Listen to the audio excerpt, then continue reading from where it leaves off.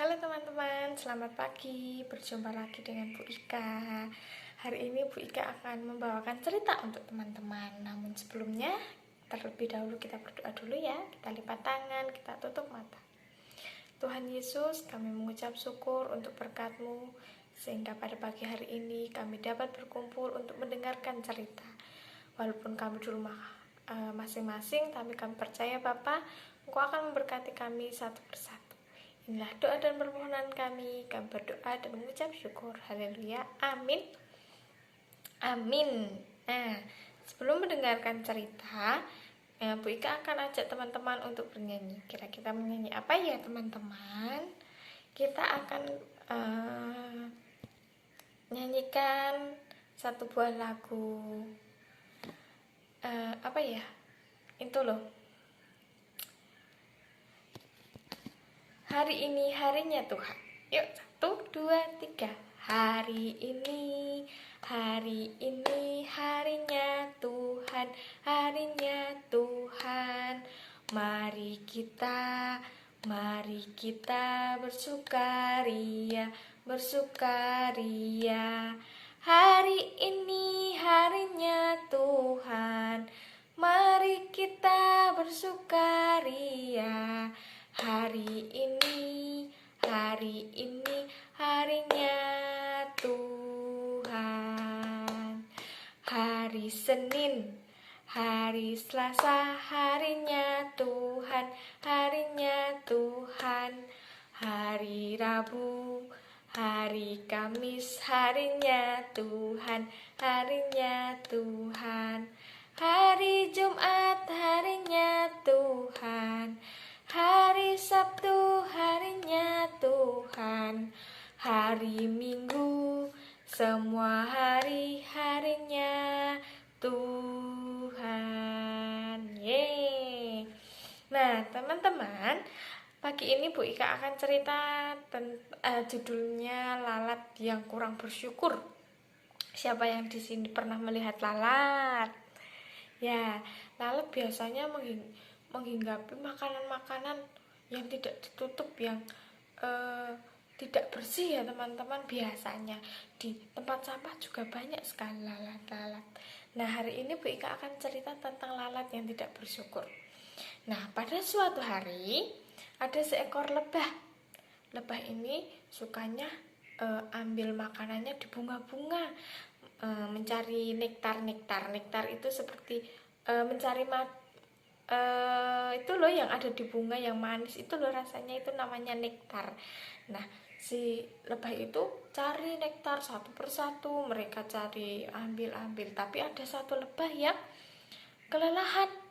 Aduh, aku capek, sambil terbang. Aduh, aku capek sekali. Dari tadi aku belum beristirahat. Sambil membawa nektar, sambil terbang tapi sambil kelelahan, tiba-tiba nektarnya jatuh. Tas!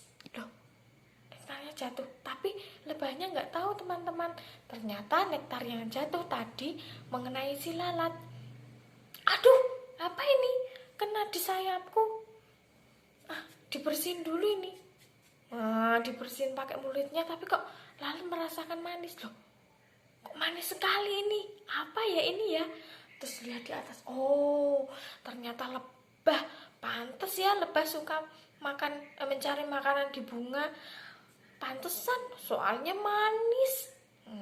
Si lalat bilang begitu. Terus udah bersih, ininya langsung si lalat bilang gini, lebah, turun kamu, sini kamu. Terus si lebah menghampiri lalat. Kenapa lalat? Ada yang bisa aku bantu? Kamu itu dari tadi sudah menggangguku saat aku istirahat. Lihat nektar yang kamu bawa jatuh mengenai sayapku. Sayapku jadi basah. Maafkan aku lebah, maafkan aku lebah, maafkan aku lalat, aku tidak sengaja. Terus kemudian si lebah tetap minta maaf, tapi si lalat, aku nggak mau tahu. Aku mau kamu memenuhi syaratku agar aku bisa memaafkan kamu. Masa masa aku minta maaf harus pakai syarat si lalat? Si lebah tanya gitu. Terus si lalatnya bilang, nggak mau tahu, yang kamu harus memenuhi syarat yang aku minta. Si lebah bilang, baiklah, aku akan menuruti apa yang kamu inginkan. Si lalat bilang, ada 2 permintaan yang harus kamu penuhi. Yang pertama, kamu harus membawa nektar-nektar itu kepadaku. Kamu tidak boleh membawa nektar itu pulang. Nektar yang kamu bawa harus diberikan kepadaku. Yang kedua, aku mau sengat kamu. Sengat itu yang ada di pantatnya lebah itu loh teman-teman, yang kalau menyengat itu bisa bikin sakit. Sengatmu harus diberikan kepadaku. Terus si lebah bingung, loh kalau nektar dikasih ke lalat aku masih bisa, tapi kalau sengat bagaimana ya, kira-kira ya caranya ya. Kemudian ada kancil teman-teman. Kemudian ayo udah yuk kita tanya kancil aja. Ada kancil, kenapa teman-teman kok kalian ini dari tadi ribut-ribut? Ini loh kancil, tadi aku tidak sengaja mengganggu si lalat, kemudian aku mau minta maaf, tapi lalat memberiku syarat agar lalat mau memaafkanku. Kemudian kan, oke, aku akan mencari aku akan membantu kalian. Aku akan berdoa kepada Tuhan dulu agar menemukan jalan bagaimana caranya. Apa memang syaratnya? Yang pertama, nektar itu harus diberikan kepada lalat. Aku masih bisa kancil. Yang kedua, sengatku harus diberikan kepada lalat. Aku tidak bisa kancil. Oke, baiklah. Caranya seperti ini teman-teman. Kancil bilang, lalat, kamu harus pergi ke tanah lapangan di sana. Lapangannya luas sekali. Kemudian kamu harus menungging. Terus, oke, aku percaya kepada kamu kancil, aku akan ke sana. Kemudian si lalat pergi ke lapangan. Terus si lebah tambah bingung, gimana sih kancil? Terus si kancilnya kata, sudah, kamu ini aja, percaya kepadaku, nanti kita akan lalui bersama-sama. Oke, baiklah, si lebah bilang begitu. Kemudian, lama sekali aku sudah menungging dari tadi. Sebentar. Kemudian tiba-tiba suara lalatnya teriak, sakit sekali. Terus si lalatnya lari-lari, terbang-terbang karena kesakitan. Ternyata apa teman-teman? Pantatnya lalat itu disengat lebah. Di pantatnya itu tersengat. Tuh kan, tidak bisa lalat. Itu tidak akan bisa terjadi kalau sengatku harus berpindah kepadamu. Karena ini adalah ciptaan Tuhan yang tidak bisa dipindah-pindah. Terus si lalat, iya, maafkan aku tidak akan seperti itu lagi, ini sakit sekali. Oh, teman-teman, begitu ceritanya.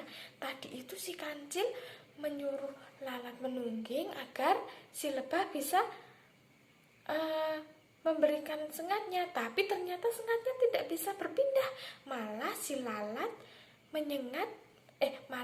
lebah menyengat si lalat. Wah, ternyata tidak bisa dipindah ya. Wah, itu adalah contoh lalat itu adalah contoh yang lalat yang tidak mau bersyukur loh teman-teman. Padahal Tuhan Yesus itu sudah menciptakan kita dengan keunikan kita masing-masing. Lalat yang punya sayap, lebah yang punya sengat. Ternyata si lalat masih iri dengan lebah. Nah, kita sebagai anak-anak Tuhan, kita tidak boleh iri dengan apa yang teman kita punya. Karena walaupun teman kita mempunyai kelebihan, terus kita jadi iri. Masa toh dia toh cantik sekali, masa dia pintar sekali. Tapi tidak perlu khawatir teman-teman. Kita juga sebagai anak-anak Tuhan juga diberi kelebihan kepada Tuhan. Jadi tidak perlu iri apa yang dimiliki teman, karena yang dimiliki teman itu belum tentu baik untuk kita. Nah, itu cerita hari ini teman-teman. Nah, semoga teman-teman bisa mendengarkan dan bisa menjalankan apa yang Tuhan inginkan. Yang pertama, tidak iri. Yang kedua, harus tetap bersyukur apa yang Tuhan berikan kepada kita. Oke teman-teman, yuk kita akan berdoa dulu ya. Tuhan Yesus, terima kasih untuk cerita hari ini. Tuhan, ajarkan kami untuk tidak iri dengan teman kami. Ajarkan kami untuk selalu bersyukur kepadamu. Tuhan Yesus, sebentar kami akan melanjutkan aktivitas hari ini. Engkau berkati kami, Engkau sertai kami.